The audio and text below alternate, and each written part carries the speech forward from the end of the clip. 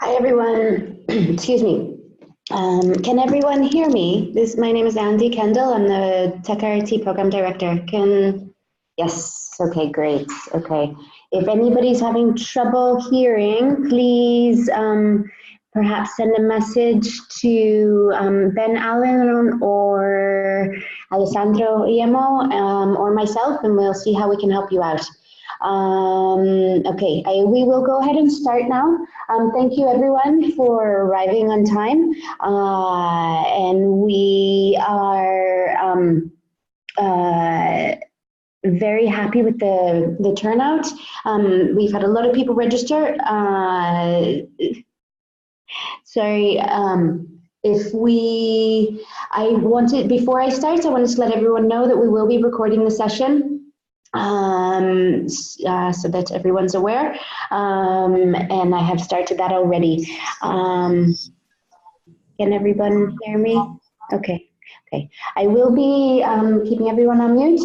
We will start now, and while I am starting, if everyone can mute yourselves, you can familiar yourselves a little bit with the Zoom platform. I hope you didn't have too many problems, and it seems not.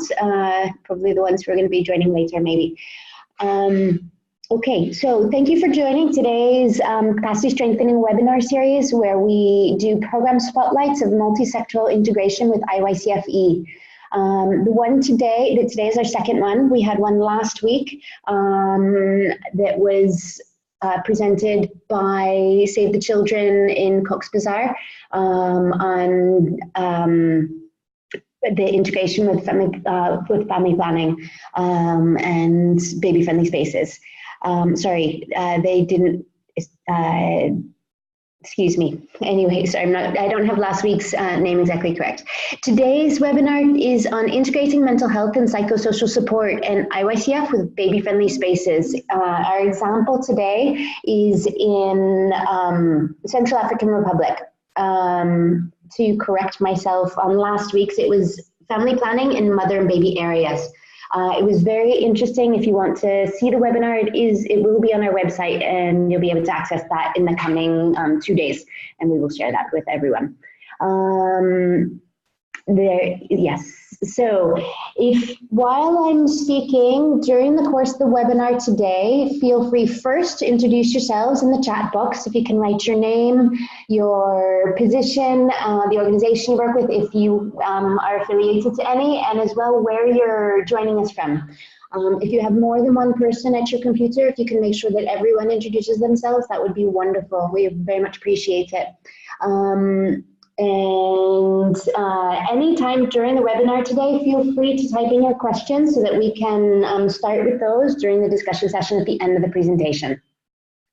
Okay, now I'll tell you a little bit about our webinar today. Okay, so first to introduce the webinar, I'll give a small, short, quick TechRRT overview. We will have our program spotlight, which is the main part of our webinar today. And sorry, I am seeing chats going. That's why I keep getting slightly distracted. I'm putting that off. So if you're writing to me, probably better to write to Ben or Alessandro instead. Sorry about that. So today's program spotlight, we have Elizabetha. I am going to say this not well. Alessandro should be able to help me. Tosillo. She's a mental health and psychosocial technical advisor at Action Contre la Faim in Paris. Okay, it sounds like I'm not coming in clearly. Is that many people having this problem? If so, I can try to change my connection. So please do let us know, okay? And I will do something. At the end of the program spotlight, we will have questions and discussion. So first questions to clarify, and then discussion to hear, to answer and discuss how we can make integrated programming more of a commonality as opposed to a rarity. Okay, the aim and objectives of our webinar. This is for the whole webinar series, in fact. The overall aim is to increase integrated programming for infant and young child feeding and emergencies. taking advantage of all the opportunities to put mothers and babies at the center of the response. I should put up here now, but I like to mention the work that Save the Children and UNHCR have done together on the integrated, the IYCF-E friendly framework. They have a fantastic video that exactly expresses putting the mother and baby at the center of response. I will perhaps share that link when I share the rest of the materials from the webinar. The objectives of the webinar series is to present practical examples of how nutrition, and especially IYCF-E, has been integrated within other sectors' programs. It's also to discuss the opportunities and challenges of doing so, to help everyone make it easier to try to do so, give some ideas and examples so that it can be done without people feeling scared to do so. The webinar series is brought to you by Save the Children and the Technical Rapid Response Team, the TechRRT. We are part of an initiative within the Global Technical Assistance Mechanism for Nutrition. We are in close collaboration with the Global Nutrition Cluster and UNICEF. And I want to say a special thanks to Save the Children and the IAFE core group for the help to make this series a reality. And now that we're into our second one, already the first one was successful, hopefully it will be, all of them, it will be a successful series. So my quick spots on the TechRRT. Who are we and why are we interested in doing these webinars? So the TechRRT, it stands for Technical Rapid Response Team. We're a mechanism that deploys advisors to support improved nutrition programming. We also can provide remote support to countries. That's to be able to support the technical quality and scale or reach of the response. It's for anyone, any organization. It can be for the collective, it can be for individual agencies, and we do want to be able to reach out specifically to national and local organizations who want support to improve the quality of their response.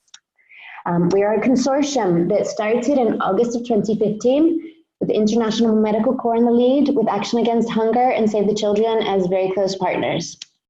Our funding comes from USAID.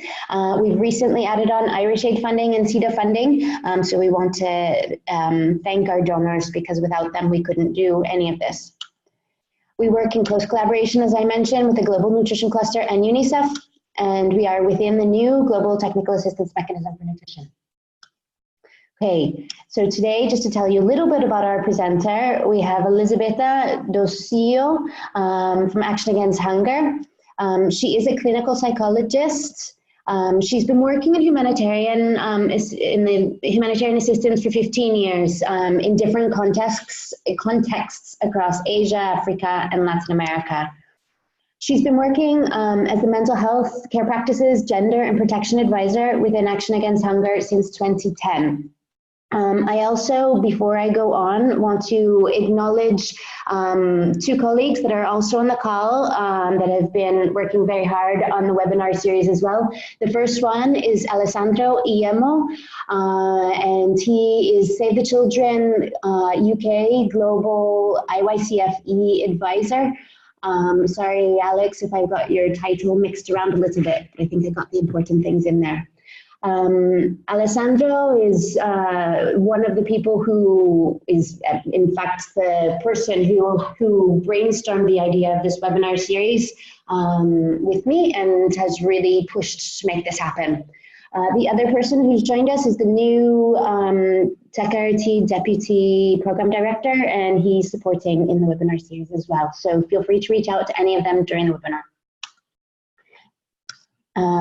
Okay, so now to start into the main part of the webinar, presenting is Elisabetta. She's going to be taking over on integrating mental health and psychosocial support and IYCF within baby-friendly spaces in Central African Republic. Elisabetta, if you can unmute yourself, or I can do it for you. As you prefer. You managed, so go for it. Great, wonderful. Handing over to you.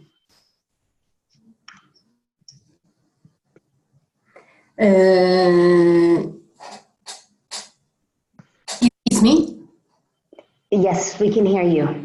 Okay. Okay, so the presentation that I'm going to do this afternoon will be organized in two parts. The first part is more on theory, and so why we implement this kind of project from the theory that underline the baby-friendly spaces. And the second part is more an example about the implementation of this program in Central African Republic. Yes, and then we'll have some questions about this specific experience and even other experience if you want, because it's a kind of project we implement in different contexts since a long time.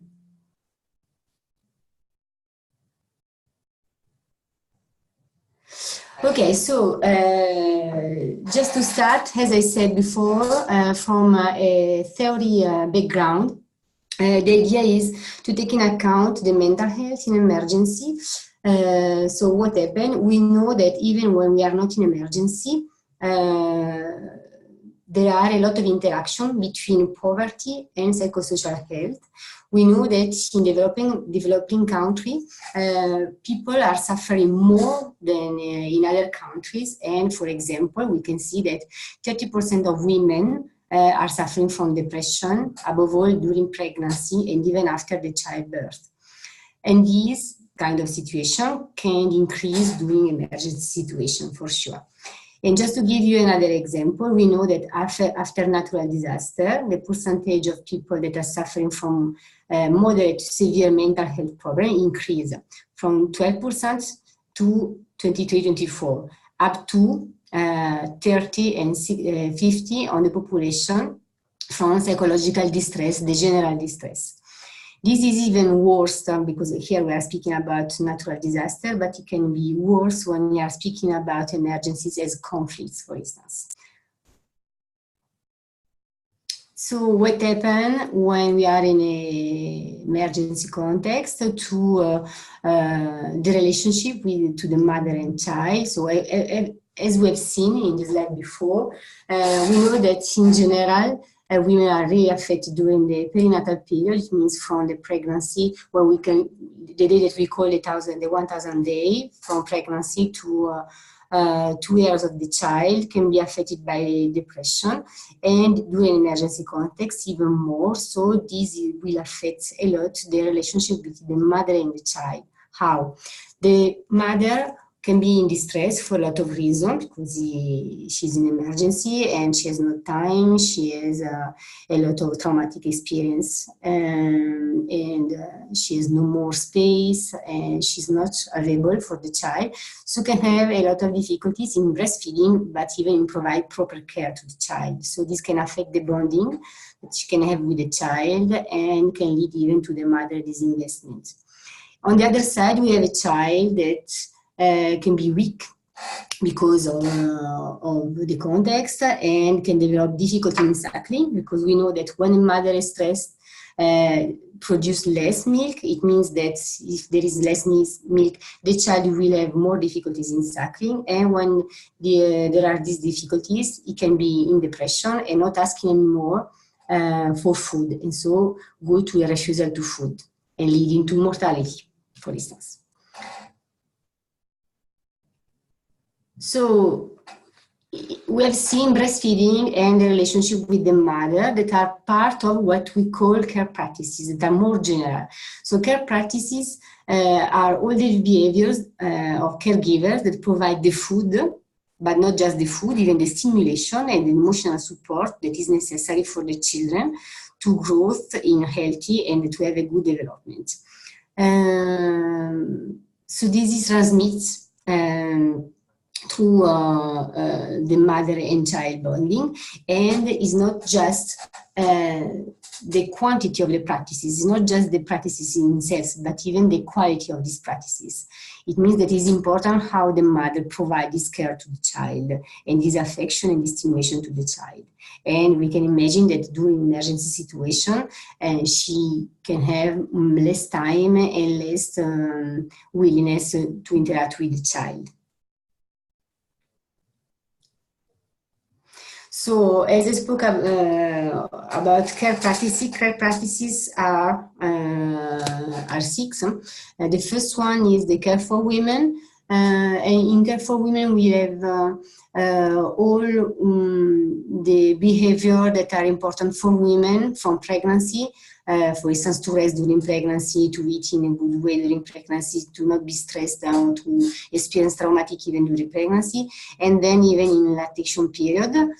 So after the birth of the child, up to 2 years of the child, how to get support from the father or from the mother to care for the child, but even the time that she can have to care the child and to do all the homework.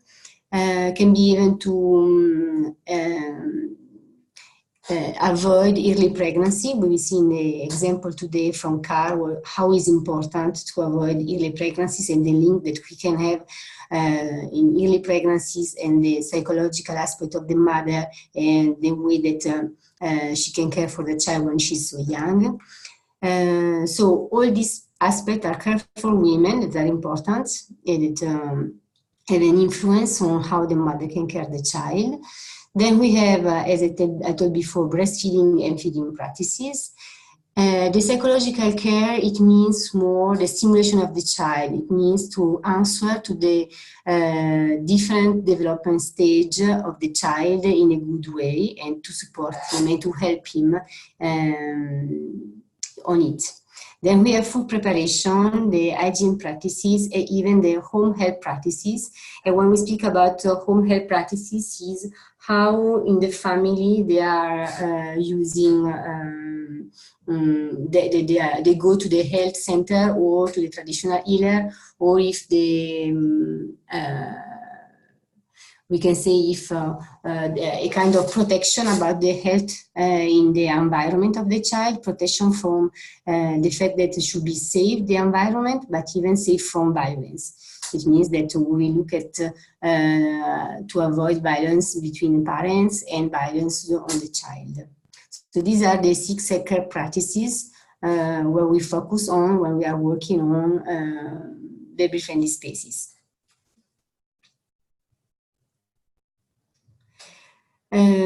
So just to continue to explain on this way, we know this to grow to develop, the child needs care and a lot of stimulation by the parents. We will focus on the mother, but in reality it can be fathers and the other caregiver. The environment in which the child grows can have an impact on the brain and in its capacity to interact with the environment. And if we have a lack of stimulation, a lack of proper and good stimulation, we can have an impact on the quality of care, and this can have an impact on the emotional and social, as physical and cognitive development of the child. So just to give you an example, not to scare you, but just to show you a child that is well stimulated, a normal child. So on the left side, you see the brain of a normal child. On the right part, you see an extreme neglect child. It means that he has no stimulation. And in this case, you can see that the brain is smaller, and you can see that there are some parts of atrophy that are bigger than in the other one.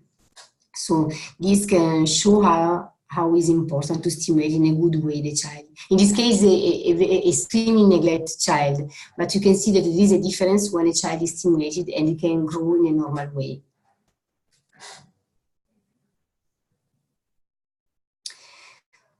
So one side the stimulation, on the other side the breastfeeding. So why is important the breastfeeding? Not just for give food to the child, but even to create this bonding between mother and the child that starts from the early hours after the birth of the child. And we know now that the breastfeeding can help mothers and baby to establish this close bond and affection and to install this relationship. Infants that are breastfed cry less and develop quickly. And a mother who breastfeed the babies respond to their babies in a more affectionate way. So for this reason, we encourage mother to breastfeed the children, not just for food reason, but even for this emotional aspect of the relationship that is important in breastfeeding.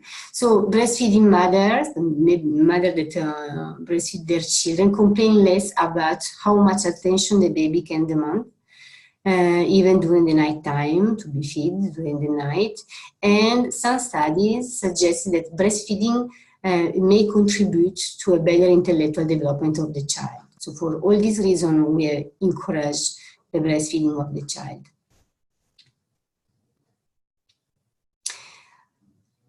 So with the objective to prevent the relationship between mother and the child in emergency situation that we know that can affect this bonding, IYCF in 2006 developed a model that is a baby-friendly spaces. And since that time, we developed a lot of tools, and now the model is quite structured and standardized. And we can consider that is a holistic approach for pregnant, lactating women and their babies in emergency situation. And the objective is to protect infants and young children, we mean children under 2 years, and their family in emergency context through the optimization of care practices. So the care practices that we have seen before, the 6 care practices, focusing on the 2 that I have explained a little bit more, the relationship through the interaction of mother and child, and the breastfeeding.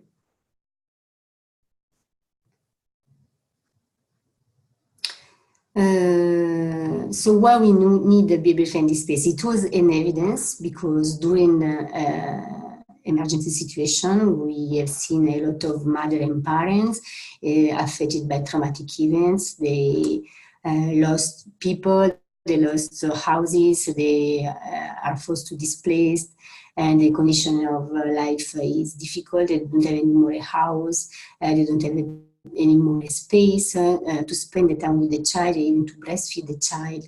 And so this can impact the caregiver ability to perform the care practices.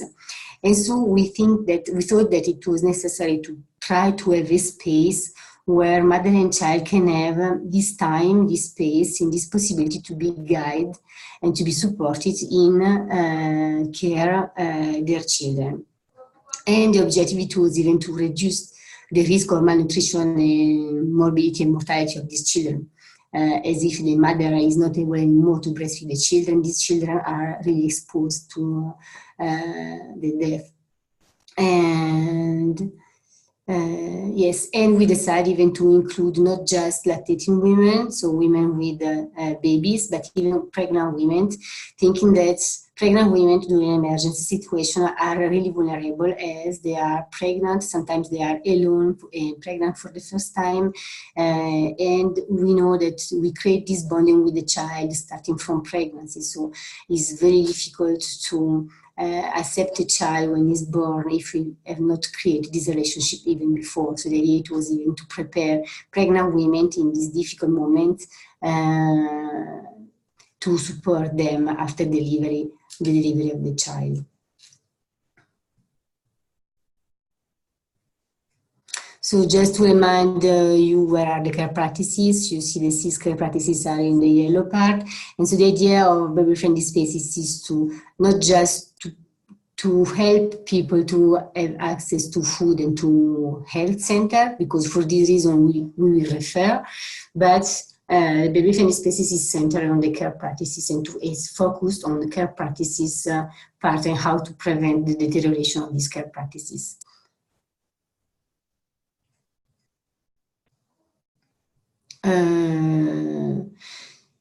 So yes, the basic idea is that intervention for infants and young child feeding are not just to be considered for the feeding aspects, because we have seen that more aspects are important for the good development of the child.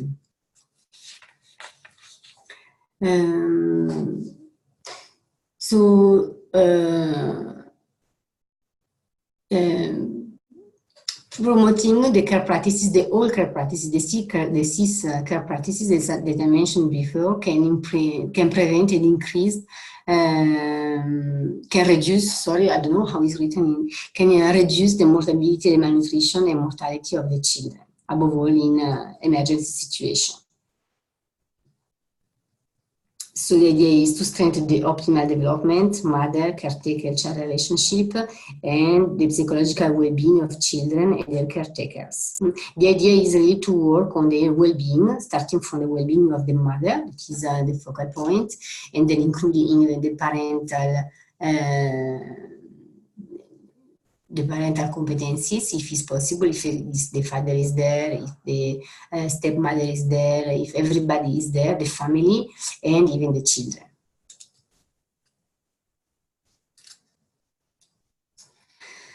So a baby-friendly space is, first of all, a safe place. At the beginning, we used to call baby-friendly space baby-friendly tent. But it was not so good because it's not always tent. The idea is that baby-friendly space should be a space.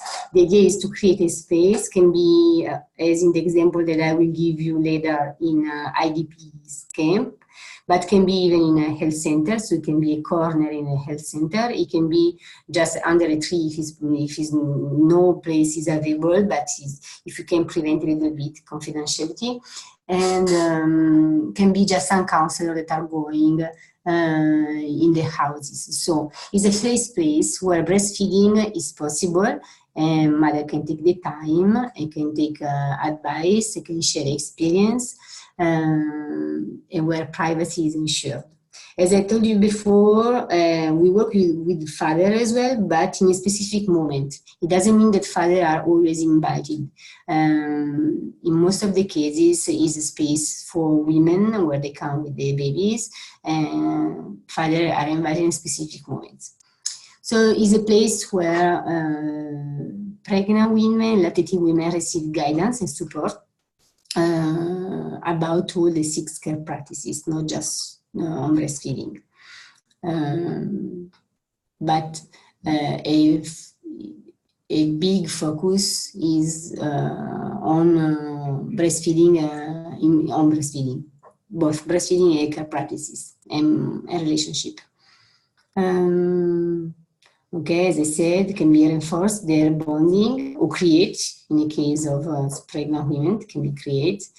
And the idea is to prevent and to detect acute malnutrition in infants, and in this case to refer to appropriate health structure if it's possible. And as we are speaking about psychological dimension and aspect, is even a space where it's possible to identify people with emotional distress and help them through psychosocial support or psychological care. It depends on the what is available in the countries as well, about the different psychosocial or psychological support. Okay, so this is the main idea about the baby-friendly spaces, and I can give you an example from CAR. So I'm the advisor for the Central Africa region, and I implemented this kind of project in CAR in different ways, not just in this way, but in different ways, so we can discuss later, in Chad and in Cameroon. For this region. So here the example is in CAR, in a particular area that is Alindao. In 2016, we have already done the baby-friendly spaces in Bangui, but it was a little bit different. I will tell you more what we have done in Alindao. So just to give you small elements about the context, Central African Republic is affected by the conflict since 2013, even if it's a country that is affected by chronic conflict. So it's a long time that they are in distress, but in particular from 2013. And the situation was very difficult in Alindao, that is more or less where the NAR is not a very good position in the NAR, but I think that you can see where is Alindao. In 2017, they started to have a lot of difficulties, a lot of problems coming from the conflict. And still the situation is very difficult even now in this moment. So in 2017, we have done an assessment, and these assessments have shown in this region that it was necessary to prevent undernutrition, above all because we have seen that a lot of mothers were distressed, affected by the crisis, affected by traumatic events, and they need support. They express a lot of signs of trauma, and nobody was there, no other NGO were there to propose this kind of support. So we decided to implement the baby-friendly spaces in this region.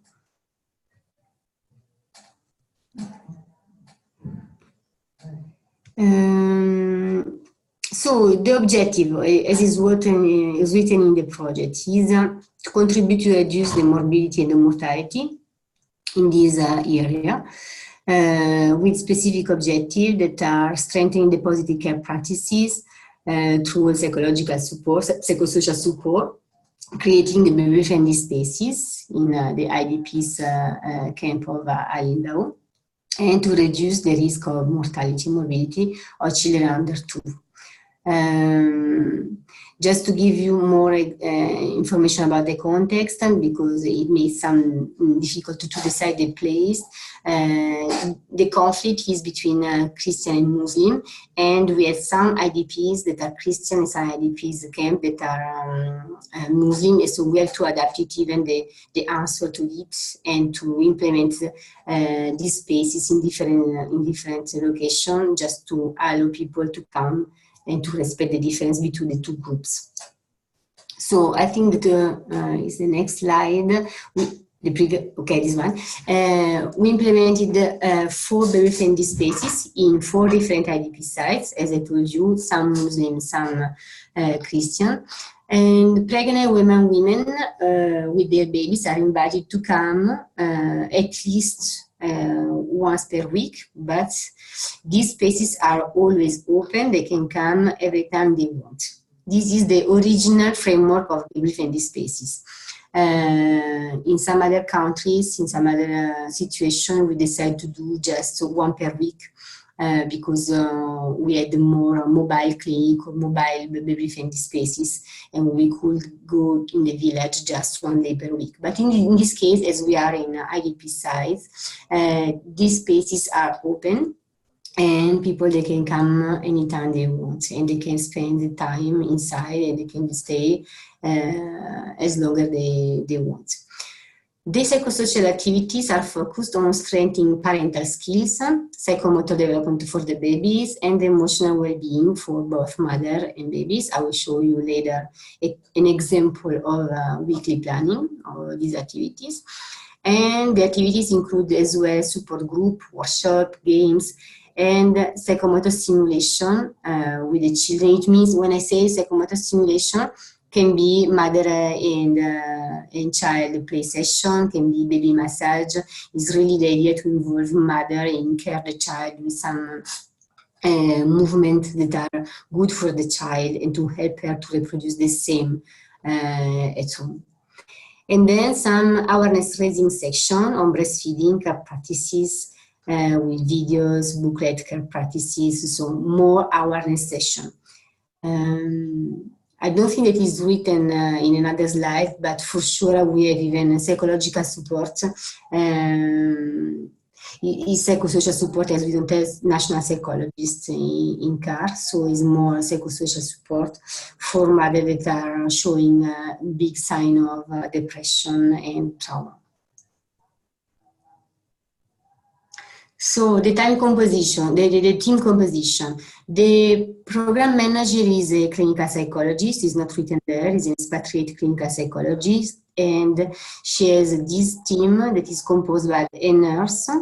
The nurse is important because, as I said before, we have even to detect if babies are malnourished. So the nurse can check every day when the mother is coming,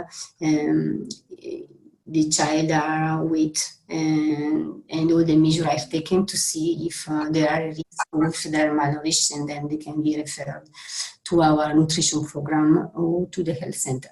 Then there are two supervisors, and each baby-friendly spaces has two psychosocial workers that work in pairs, and they stay in the space, and one that is more a kind of mobile psychosocial workers that can go to do home visits. This is the standard model of a baby-friendly space that we try to implement in this way everywhere. The idea is to have a space where people can come, but a lot of people, when they are very distressed, they don't come, they can't come. Sometimes it's just because they don't have time, sometimes it's because they don't understand the project, but sometimes it's because they are really distressed, really depressed, and they don't want to go out.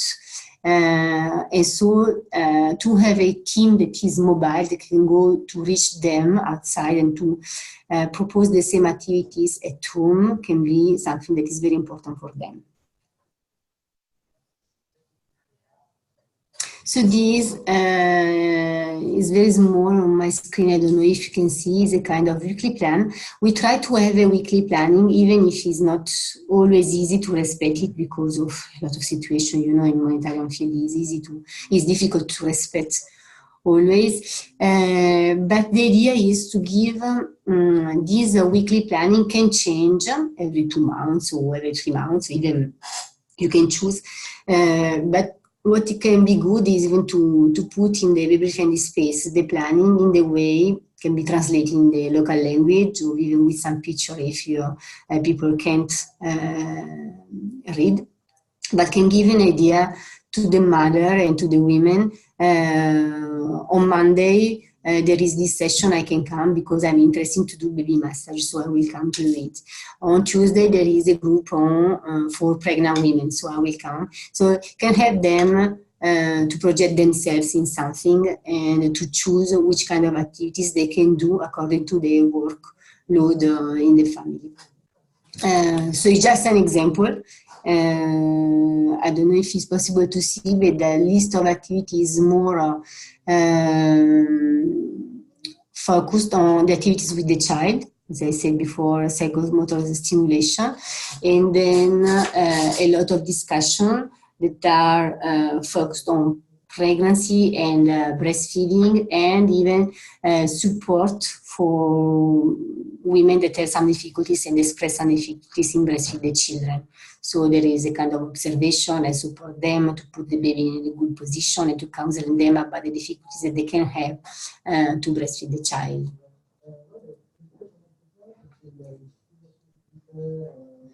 Okay, just to give you an idea about the coverage, is not too wide, as you can see. The line, the red line is the target, is the whole population. The whole population pregnant and lactating women in the 4 camps, and we just reached a small population.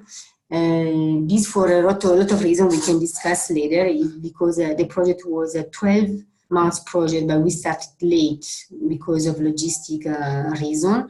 So we just had 6 months of project instead 12. But what is good for us is that the project still continue now, still continue in 2019, so we can improve our coverage of these IDP camps.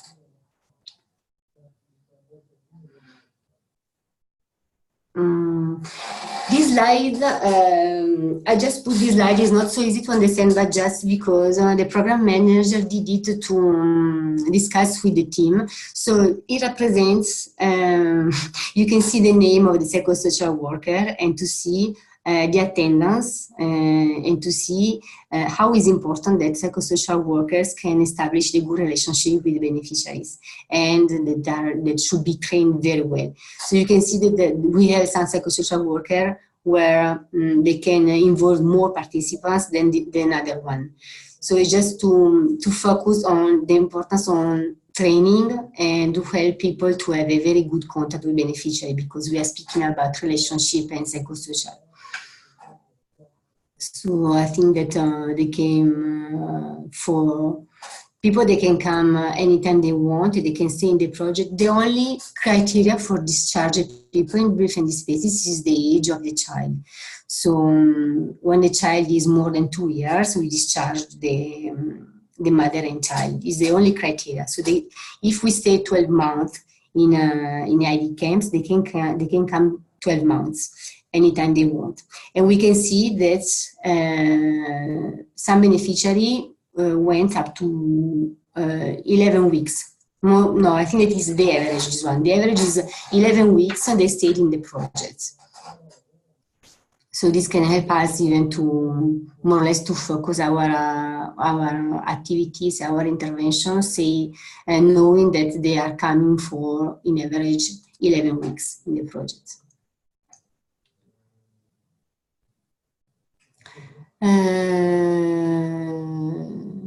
So is more on my screen. Just to give you an idea about, yes, this one and the other one are more or less the same, just one with more detail than the other one. People when coming, mothers, and we welcome them and we make an assessment about their difficulties. And most of them, they express sadness and depressive disorder, appetite disorder, fatigue, trauma, sleeping disorder, anxiety, psychosomatic complaint. More or less, these were the most important elements that we assessed. And even the slide just after is more or less the same, it's just in detail.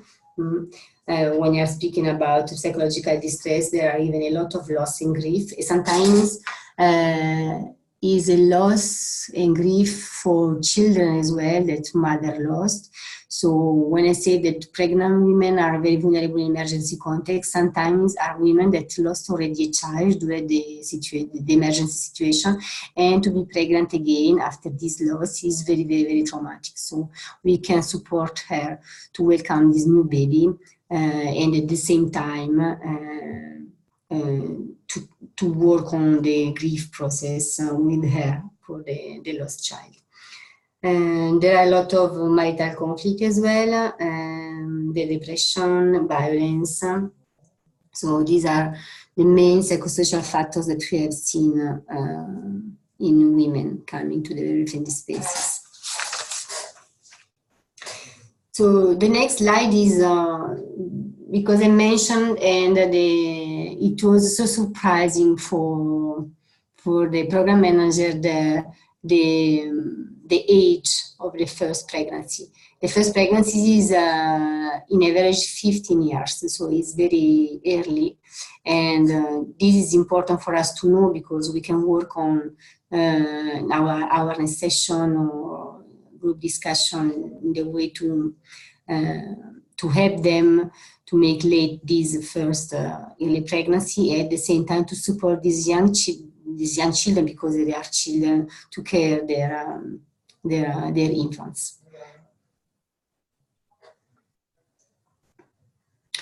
So for the project monitoring, we have a lot of measures. At the beginning, as the level of staff in car is not so high, so we can't ask them to use a lot of sophisticated tools. So at the beginning, we start with something very simple, but we had to measure our intervention and to see if mothers and babies improved the practices and the well-being. So we try to measure the psychological distress with a tool that is very simple, a suffering scale, just to express the suffering scale from 0 to 10. The same for the perceived social support, and we have agreed to observe the mother and baby interaction, and we used, I don't know if you know, the tool breast done by WHO about the breastfeeding practices. And we can see that after, in the next slide, we can see that after 6 months, or after 11, in average, 11 weeks of participation to the program, we can see that women improved on all these aspects. So we can see that they can show this for the lactating women. They show a social support that increased, not a lot because it was already high at the beginning. So this can explain us the fact that maybe they feel already, even if they are in emergency context, they don't have a problem on social support. But after 11 weeks, they improved the social support, the perceived social support. They reduced their suffering, the psychological suffering. They increased the mother-child relationship, and they reduced the breastfeeding sign of difficulties. I don't know if you know how it works on the breast, but it's agreed that you can choose to observe, and you can just see which kind of sign, the difficulties they have, and you can help mother to reduce the sign of the difficulties, and they reduce it. And for pregnant women, the same. We can see, for sure, for pregnant women, we don't have the relationship at the breastfeeding, but we have the social support that increased and the psychological suffering that reduced. In the project that we are implementing now in 2019, the measures are more sophisticated with scales validated internationally. So we will see how we can do. But now that the team is used to use this kind of tools, we decide to implement some sophisticated measure in the program. So we will see at the end of the project. So what we short lesson learned. I think that it's a pity they feel they can't participate today to this webinar, because I think that they can share a lot of important lesson learned. But just to make it short, in this case, it was possible to implement the model, the different disputes, as is written in the manual, in the IYCF manual, with taking account everything.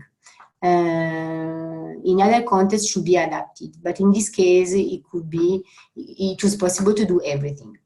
And it was important, very important, the training of the staff, the psychosocial worker, as everything is done by the psychosocial worker. So the project is not very expensive because it doesn't need a lot of material, but the really important thing is to train people and to take the time to train them, not just with the initial training, but they do the continued training every week. They take 1 day per week to continue the training and to work on cases and clinical cases and situations, and even on content. And then just, it was the big difficulties of this project, and I have seen in other situations the same, is the first phase of the project is difficult to start. It's an emergency answer, and always takes a little more than expected to start. And this is because it's difficult, because in many situations, the team on the field, they prefer to have a space that is already well done and well built, and not start with the tent, for instance, and to have something that is well done, well built, equipped with toys and with everything takes time. So, and when a country is in emergency situation, for sure they have more difficulties than other countries. So this was maybe the most difficult aspect of this project. That took 4 months to get all the space equipped and to start the activities. But for finish and conclude, it was a good project, and Mother show improvements in what we work on. So they show the improvement in the relationship with the child, they reduce the difficulties in breastfeeding, and they show more confident and less depressed. I have not shown you, but what is important to know is that for sure they reduce depression, but depression is still there. At the end of the project, the depression was there. So in the next step, in the next phase, in this phase in 2019, we would like to work more on depression aspect, because even if it's reducing a lot, it's still there. So just to say a last word, these results of this project were really encouraging, and we decided to continue.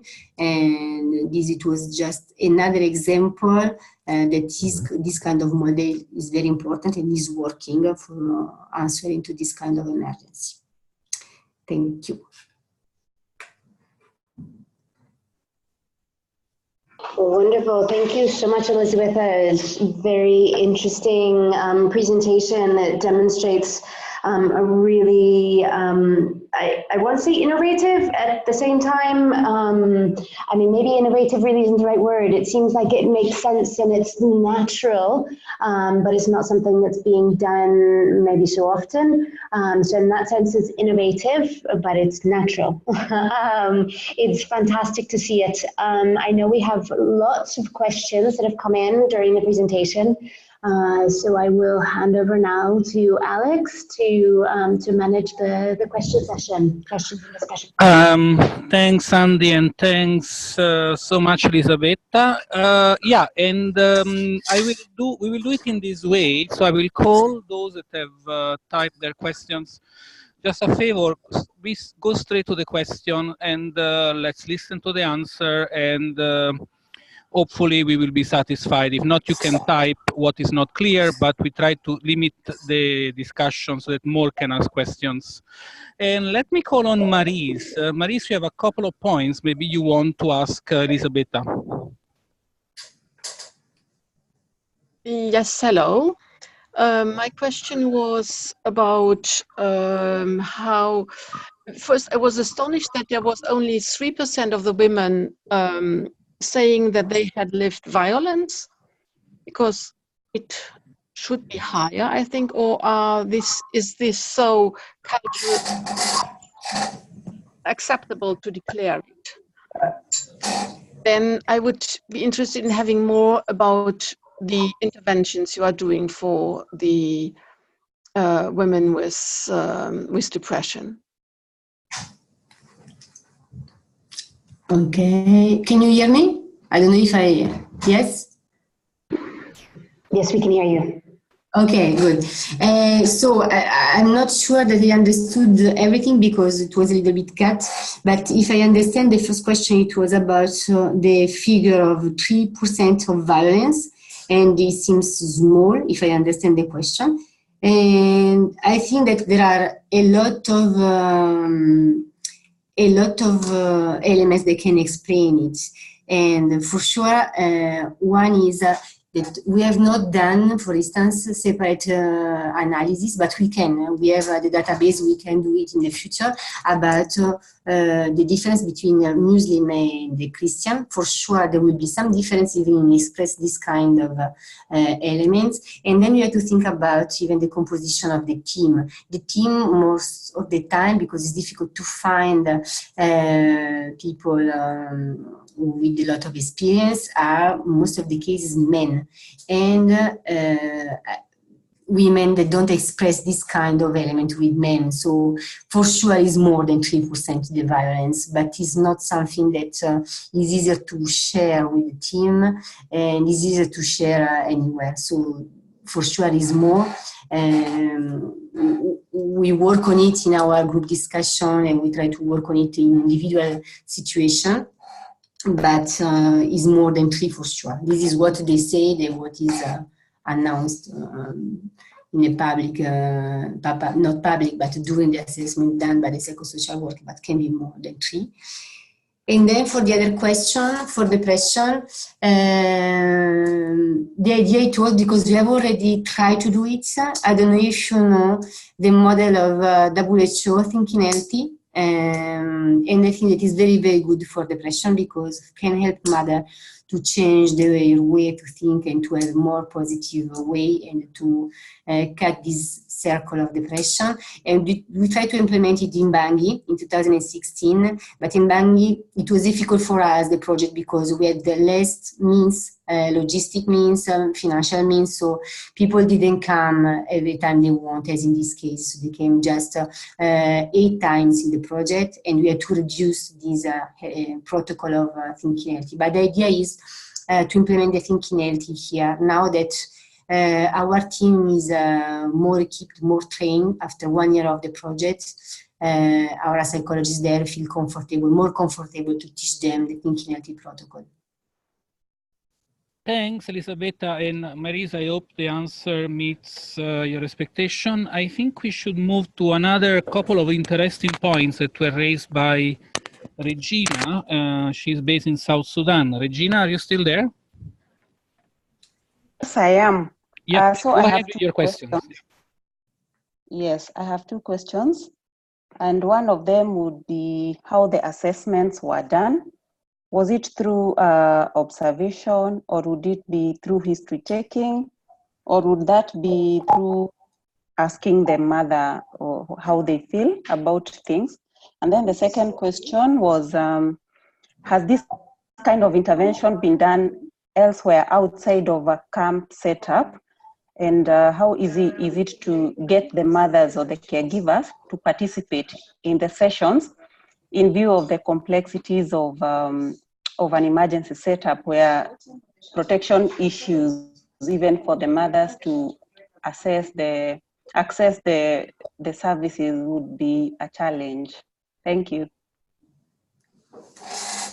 Yes, for the first one, if I understand, is not you are not asking about the initial assessment and the reason why we implemented the project, but it's more the assessment, the clinical assessment that we do with each beneficiary when he's coming to the center.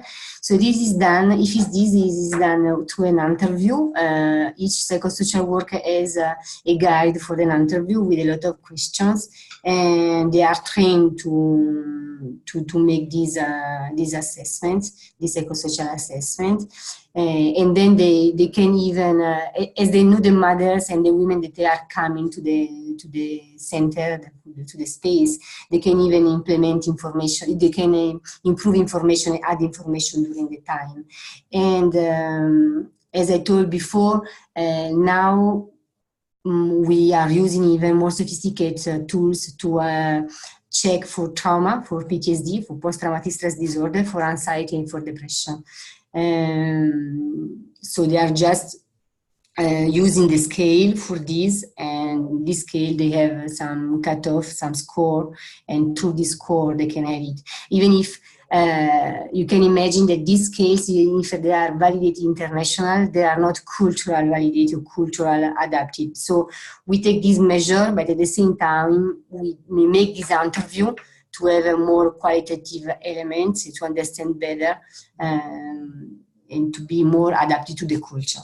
For the second question, yes, we can do everything in this space outside the camp. Even in the experience in Bangui that we have done 2 times in Bangui, once in 2014 and one in 2016. And I just give you an example. For 2016, we had 2 kinds of intervention. One, it was more in a health center, and we work with the midwife in the center to work during perinatal visits. So it means during the consultation with pregnant women and lactating women, to involve mother that were already coming to the center, because for sure, as you say, there are a lot of protection issue. And I remember, for instance, in 2014, we wrote a proposal when you wrote that we worked in the health centers and we were supposed to do home visits, but it was never possible to make home visits for security reasons, so we have not done. But in health center, they are coming in a health center when they can, and is a place that can be considered safe. And so we worked together with the health center to encourage the mother to come. And for sure, it's different than to have a place that is always open and is not so far from where they live. But you can implement the same kind of activities there. And in the same time, in 2016, we had 1 part in health center and 1 part in community. There were not IDP camp. It was the normal community of the town, is the capital. And we tried to implement, to build some small structure where they could come once per week. So we try to adapt in this way. But for sure, it's true, in emergency situation, it's not always possible to get them. And in this case, for instance, as I said, we try to have always a component of the project where we are going to see them at home. If, for instance, they didn't want it, our visit. Is even about culture, and they don't want someone that go to see them because it's stigmatizing. So we just waiting in our spaces, and we have to respect the fact that maybe they don't come. So we could do in this way. Okay, thank you, Elisabetta. Thanks, Regina, for the wonderful question. May I call on Andy? She had a couple of questions as well. Andy, are you there? Of course, I'm here. Thank you, Alex. Over. Okay, I've got two questions. I'm going to go with my second one first, which is, I noticed that you emphasize the importance of training of the staff, and obviously people that are qualified to be either psychologists or psychosocial workers or whatever, as you said, they need to have a background in education and experience that's appropriate. Obviously, CAR and many other settings that our participants are working in don't have necessarily a high level of education and skill set available. Have you seen in the programs that you've been working in, this has been an obstacle to getting this type of program off the ground? Sorry, I didn't get the last part of your question. If I see... If that's been an obstacle to making this type of program work? I don't know. Yes, I know. Yes, I know. Because me, I work and I follow it from far, and me, I'm just enthusiastic and happy. But I know, because I'm really in contact with our program manager there, that for her it was very, very difficult. Because she spent a lot of time in training them. I think that now, after 1 year that she's there, is really satisfied. But she took a lot of time, energy, and it was very, sometimes frustrating. But now I think that she's really satisfied. I get this morning some clinical cases written by psychosocial workers there that are not really psychosocial workers, because I think that they have maybe secondary school, but they are really trained, and it's wonderful what they can do now. And but for sure you have to have at least one strong program manager that can teach them and follow them. But yes, for her it was not so easy, but I think that is possible, because it's an example that shows us that it's possible to do something, and to do something very good. Great. Okay. Okay. They will not be psychologists in 1 week, but they can do a good work. Okay. Okay. And sorry, Anya, are you okay? Yeah. Can I ask my second question? Yes. Okay. You mentioned something about materials needed, and you didn't necessarily speak a lot about it. You mentioned toys. Could you talk a little bit more about the other materials that are necessary to have? Okay. They don't have a lot, and they don't have just some comfortable material to sit down, according to the culture. In some cultures, you need to have chairs, but it's not in this culture. You can sit in the floor with some, I don't know the name in English, not carpets, plastic carpet, plastic sheet. Some pillow for pregnant women. So you don't need a lot of material, just decorate it in a nice way the place, because it can be very good to welcome people in a nice place. And then they have toys, they have material for baby massage, for instance. And then they can have some support for when they do group discussion around some topic as breastfeeding, they flip chart about breastfeeding, but not a lot. And then they have material to create. In some baby-friendly spaces, not in this one, but in Cameroon, they built some toys. For instance, mother built some toys, some tablets for children. And so just material to build some, to create some products like this one. And maybe some water or something like that. Water will come there, or in some culture you need to have tea and sugar, something like that. Excellent. I think, and then I think you have a beautiful material, the manual you mentioned, that may have some certainly suggestions on it. Yeah. I would like now to call on, I don't know what is the name, but Carreno, you have a very important question. Are you there? Yes, hello, it's Cristina Carreño.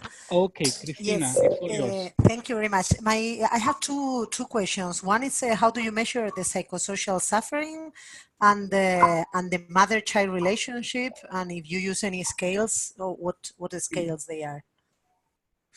Okay, not what I show you now because now we are using something that is better. So we use, for the trauma, for the PTSD, we use two scales. One is the IESR and the other one is the PCL5. Both are the same, more or less. It's just question on what they prefer the team in the field. Then for depression and anxiety, we use, in this case, the EPDS, because it's for the perinatal depression. And for the general well-being, we are using WHO5, the 5 question about the general well-being. For the mother and child relationship, we have started to use, I don't know if you know the Piccolo, that is a grid of observation. There is no score that it can indicate you the optimal interaction, but can give you an idea about if the interaction is improving or not. And for the breastfeeding, you are still using the the WHO scale for the breastfeeding observation. Okay, thank you. Thanks a lot. And I hope he's still on the line. Iki Tamura, you had a very important question. Are you there?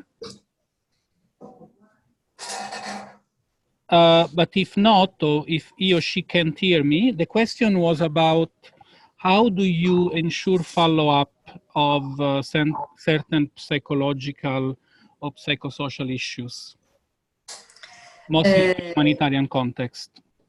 It depends on what do you mean follow-up, because in the baby-friendly space, we measure many times. We measure at the beginning, the admission of the project, 3 months.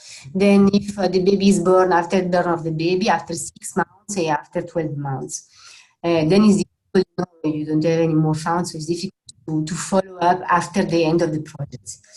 In other kind of situation, this one, we are doing just psychological support. We are protocol that is short, is less than 2 months of protocol. We measure at the beginning and of the protocol, and then after 1 month, and then after 3 months. And what we can see is not the same for the baby-friendly spaces. We can see that the improvements, they still remain, even, and maybe you can see that, for instance, after 6 months, they still improve, even if you don't do any more activity with them.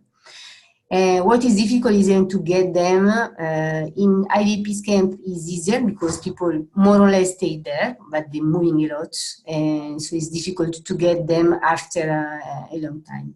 But we try to have at least 2-3 moments of measure. Okay, thank you a lot. Thanks a lot. I'm sure your answer helped understand better the follow-up and the potential impacts. And there is also very practical about, as well as very important question from Mlali from ACF. Are you there? And if she or he cannot hear me, but basically the question was about, so what is the ideal duration of a baby-friendly space? Over. Okay, when you wrote the manual, we say that according to what we can define emergency answer, it was, we can say 6 months. In the reality, since 2010, my first experience with the baby-friendly space was in Haiti in 2010, and then I've seen a lot, never last 6 months, but even more. Even more. I think that if it's kind of a natural disaster, can be 12 months, the time to recover a little bit. If it's a country as a car where the conflict is still there and never ends, it's difficult to say that it's finished the project. So the needs are still there. But if it's something that is finished, a conflict that is finished, or natural disaster that is finished, can say between 6 and 12 months. Even because we were optimistic at the beginning on the first phase to implement. So it takes time to build, to train people. So the time that we train and we build the structure and the space take time. And so I think that at least 12 months. Okay, thanks. Thanks also for giving us an idea of timelines vis-a-vis type of emergencies and context. I would like to ask Christine now. She has a follow-up questions around capacity training and technical know-how of the stuff. Back to you, Christine.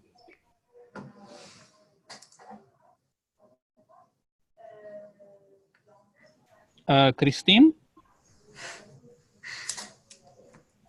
Christine? Okay, Christine, okay, you are right after. Yeah. Okay, I don't know if Christine has any problem, but the question of Christine is about, can we train nutrition staff on PSS so that they can integrate the service instead of having nutrition staff and PSS staff? No, we can't hear you, Christine. Sorry, I had to ask the question in your behalf. Apologies. But Elisabetta, was the question clear? Yes. Okay. I think that what is important, there are two jobs, two different works. So anytime that we try to ask one people to make both is difficult because they can't do both. One is sacrificed. So it's not, in this case, for example, in this space, we don't have both teams. We have just one nurse that check the weight of the child and then refer to the nutrition team. So we have a nutrition team that will do the nutrition part, a psychosocial team that do psychosocial part. But you can have baby friendly space not in this way. You can have nutrition program with nutrition staff trained to identify the sign of distress, for instance, and to refer. In this case, one is not easy for them to counsel or to do a psychological support, to refer to psychosocial team. In our project, even when we are integrated psychosocial aspect or stimulation of the children, malnourished children, we don't ask to the same person to do everything. And is our problem, for example, when we want to train people from Ministry of Health to do everything. So they are doing their job as a health staff, and it's difficult to ask them even to work on the mother and child relationship. For sure, they can be trained to do a lot of things, to welcome, to have a good relationship with beneficiaries, to observe, to pay attention to some elements and to refer. But there are two different works and two different jobs, so you need both. If you want to do in this way, if not, is something else. Yeah, so there is a bit of a follow-up, maybe you already explained that. So what is, if we train our nutrition worker, what is the extent of expectation we can have from them in relation to psychosocial support? In our experience, not just for baby-friendly spaces, but we work a lot with nutrition because we work together, even in CAR, for instance. We have a project in Bangui. We just expecting from them, then they can do some small counseling. They can get skill in counseling on breastfeeding, for instance. They can't work on depression, but they can work on counseling on breastfeeding for sure and develop this kind of capacity. They can identify some sign of distress for sure, and then to be able to refer. They can work a little bit on mother and child interaction. This is possible, but it will be a question of time as well. I don't know if the time to spend, half an hour to work on with mother and child during the play session. But if it's possible at the time, they can do it. There is no reason that they cannot be trained to do it. Excellent. So there is a space for everyone to contribute. Sure. Yeah, there is a very important question from Benoit. Sorry, are you there?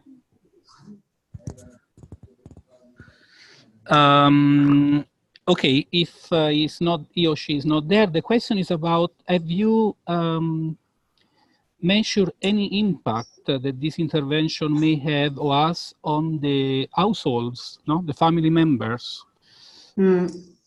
beside the mother and the child? But has there been any measure of impact within the household? No, we have not measured it. It doesn't mean that it's not pertinent to go to do it. It will be good to do it. We have not done, but it can be done in this second phase, for instance.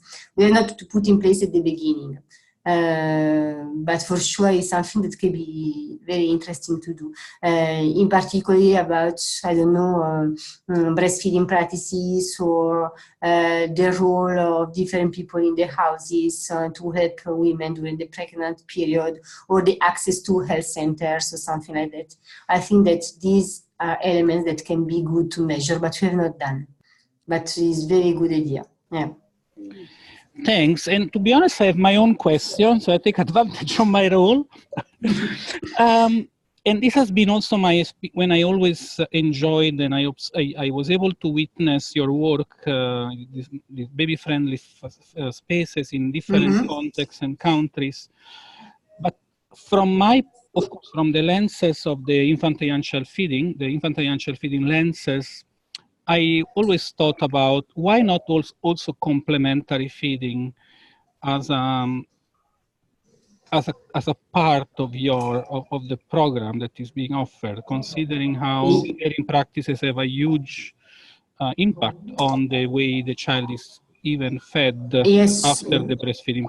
I mean, together with breastfeeding after the 6 months period. Back to you.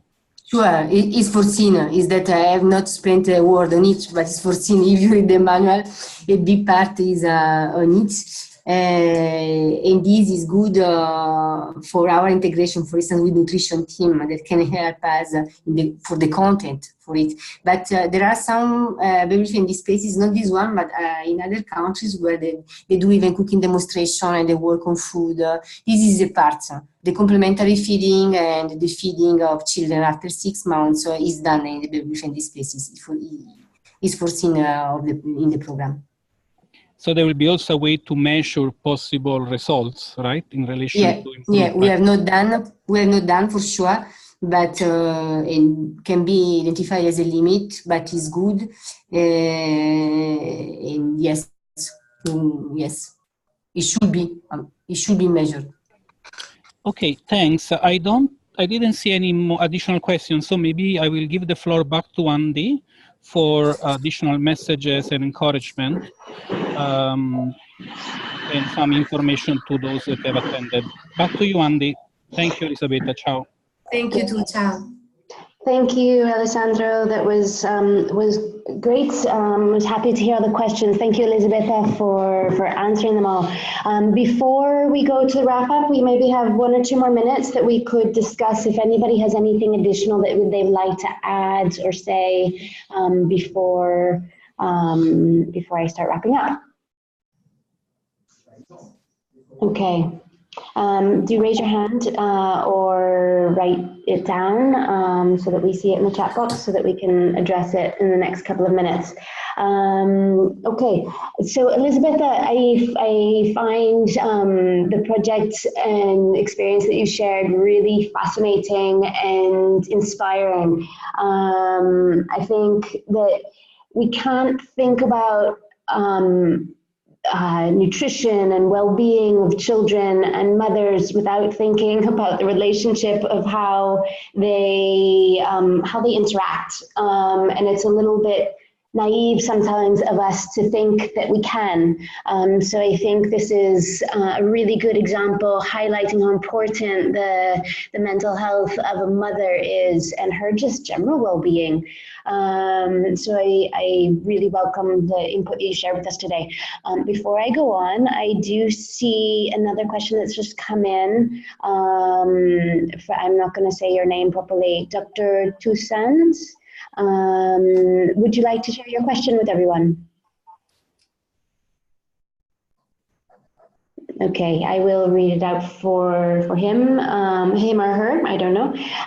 For a child with a psychological problem associated with a medical comorbidity, which between these two is a priority? If you have both team, you can do both together. The first things that we check is the health status of the child. So in general, we try to be sure that the life of the child is not in danger. So the first step is to be sure. So we refer to the hospital, we check everything, and we take in account. Even in our project for malnourished children, we don't start the first day the psychosocial stimulation. We wait some days where the child is a little bit better. So I can say that we want to be sure no risk for the child, and then we can start for the psychosocial aspects and the stimulation. So, sorry, Andy, I forgot one question from one of the colleagues. It was the very first question. Can I ask? Yes, go ahead, quickly. From ACF USA SSD, what is psychodrama? That was one of the questions. Yes, is a techniques where you put in place some situation that can be difficult for your life, and you can identify in a group, if you are in a group, you can identify people that can represent someone that is important in your life, and they play a role, and you can establish some energy, some situation, playing again the situation that make you suffer in the past. Great. Thank you for that, Elisabetta, and thank you, Alex, for remembering that very first question. Okay, I'm going to go ahead and go into the wrap-up now. The presentation, as already said, was fascinating. I started to talk about how important I think it is. I think I'd like to draw a couple of relationships between the presentation we've had today and the presentation that we had last week, which was about mother and baby areas and its link with family planning programs. Both of them entailed training, but in very different ways. The mother and baby areas linked with family planning, it was co-positioning of two different programs, more or less in the same space or next to each other, and doing some training to get each of the teams up to speed on the others program to be able to refer.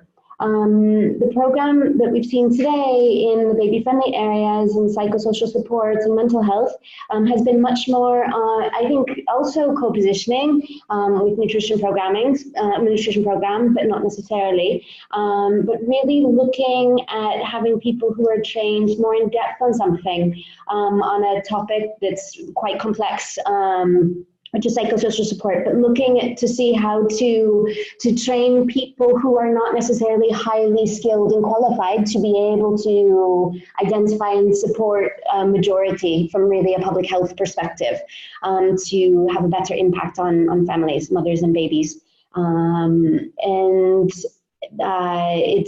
It's both are super interesting perspectives, and as Elisabetta explained towards the end, that it is possible to do it where you have two teams and you don't necessarily train them up to the same level so that you can refer between one and the other. And I wanted to highlight one thing that I highlighted on the call last time, which was the importance of not overburdening staff. And sometimes this co-positioning and being able to refer from one to the other allows for one person to not necessarily be an expert, but to know something and still be able to help the mother and the child. So by referring and referring well. So maybe it's important for us to look at those systems to have those in place. Okay, with that, I know we have only, that we're pretty close to done. I think we just have 2 minutes left. So I just want to do a quick announcement before we really finish. This webinar series, I think everybody has seen this announcement as you've registered for it. It's a capacity strengthening webinar series with program spotlights of multi-sectoral integration with infant and young child feeding and emergencies. We've had 2 now at the end of the session in a couple of minutes. We have 2 more coming up. The one we have next week is on Wednesday, the 31st of July. That's going to be on general food distribution with integrated infant and young child feeding and emergencies, and the example comes from the Democratic Republic of Congo, and that will be World Food Programme presenting. The final one we have of this part of the series is going to be on the 7th of August with the Integrated Food Security Phase Classification, IPC, as most people know it, and the use of IYCF data. IPC will be presenting that one. The reason I say the first part of the series is that I expect that come the autumn, we will have some more program spotlights, looking perhaps at WASH and some other examples.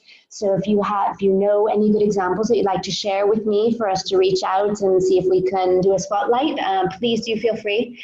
I really appreciate everybody's attendance today, especially being prompt.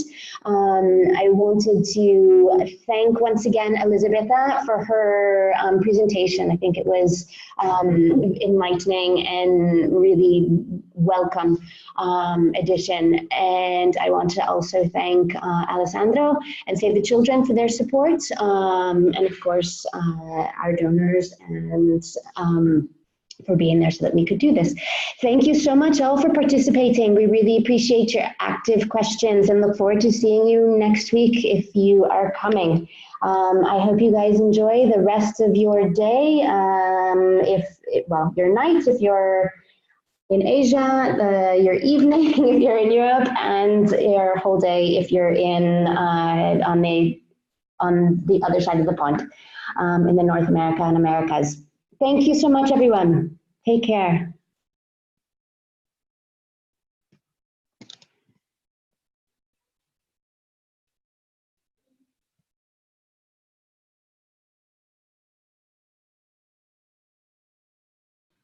If people are still there, I forgot to talk about the evaluation. I will be sharing an evaluation. I will share it with you all by email, and apologies for not sharing it right now. I will send the link in about 30 seconds with all of you. So if you would take the time to fill out the evaluation of this webinar today, that would be much appreciated. And I will share it as well. And we will be sharing all the slides. The recording will be available shortly and will be up on our website within the coming days. Last week's will be up probably tomorrow. Thank you again.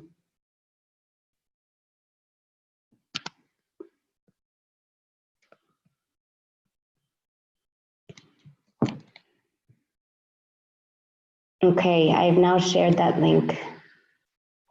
Thank you. Have a good day.